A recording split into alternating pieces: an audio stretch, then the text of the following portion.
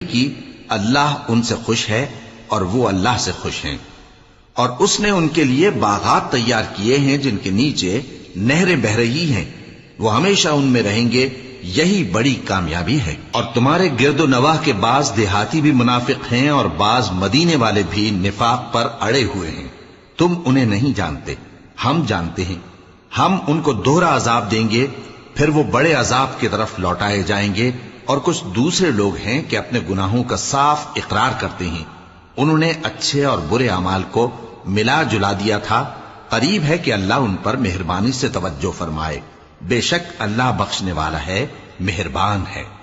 ان کے مال میں سے زکوٰۃ قبول کر لو کہ اس سے تم ان کو ظاہر میں بھی پاک اور باطن میں بھی پاکیزہ کرتے ہو، اور ان کے حق میں دعائے خیر کرو کہ تمہاری دعا ان کے لیے موجب تسکین ہے،